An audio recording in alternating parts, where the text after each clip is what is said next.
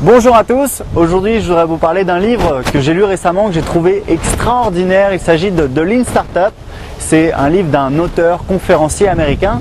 C'est quelqu'un qui a créé une startup au début des années 2000 et c'était même sa deuxième, la première avait échoué. Et en fait leur deuxième startup, ils voulaient développer un logiciel, c'était le responsable du développement et il s'était donné 6 mois pour sortir le logiciel.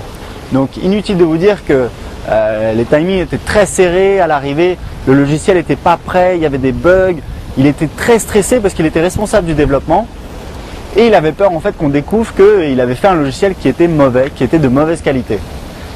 Et il était très angoissé, mais ils ont quand même tenu la deadline, ils ont sorti le logiciel au bout de 6 mois. Et devinez ce qui s'est passé au bout de 6 mois? Rien. Il ne s'est rien passé du tout. En fait, personne n'a acheté le logiciel, personne n'a utilisé le logiciel, donc personne n'a pu découvrir que le logiciel ne fonctionnait pas. Donc du coup, ils ont totalement changé de stratégie, ils se sont demandé mais pourquoi les gens n'utilisaient pas ce logiciel. Donc ils ont fait venir des clients, ils ont commencé à les interroger, ils leur ont dit bah allez-y, testez le logiciel, qu'est-ce que vous en pensez? Et au début, voilà, les gens n'étaient pas intéressés, donc ils se sont dit c'est les gens qui ne sont pas bien, donc ils ont cherché d'autres personnes, puis quand vous aviez 5 ou 10 personnes, vous êtes obligé de vous rendre compte que le problème, c'est le logiciel, c'est l'idée même du logiciel. Donc en fait, ils ont commencé à travailler d'une manière différente, plutôt en cherchant ce que les gens voulaient et ensuite en développant des fonctionnalités. Et ce qui l'a vraiment angoissé, c'est que pendant 6 mois, ils ont développé un logiciel qui ne servait à rien. Puisqu'en fait, les fonctionnalités qu'ils avaient développées n'étaient pas vraiment utiles, ils ont tout mis à la poubelle.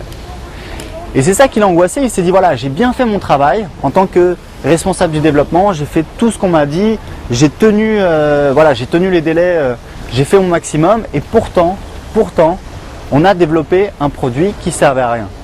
Donc c'est là qu'il a commencé à réfléchir d'une manière différente et en fait, il a commencé à développer une espèce de stratégie pour développer une startup où il explique que pour développer une startup, vous avez un capital de départ, une énergie, un petit peu d'argent, une idée, une hypothèse de départ, mais qu'ensuite il va falloir tester cette hypothèse et que vous allez la confronter par rapport au public, vous allez voir les retours, vous allez l'affiner et c'est comme ça que vous allez pouvoir trouver vraiment une idée qui fonctionne, une idée qui est viable et qui va permettre de gagner de l'argent.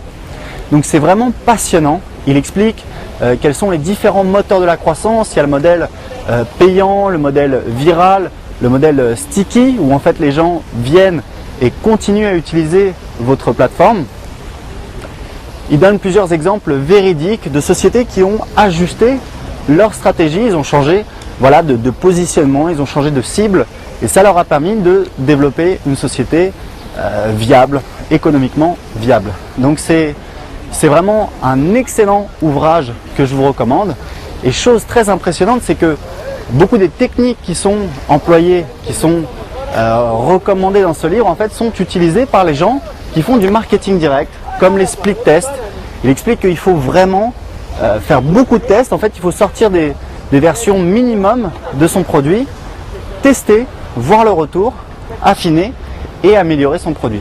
Donc c'est vraiment un livre excellent qui va vous permettre de ne pas faire l'erreur si vous créez une startup, si vous créez un service innovant, de créer un service que personne ne veut. Donc je vous recommande de lire The Lean Startup de Eric Ries.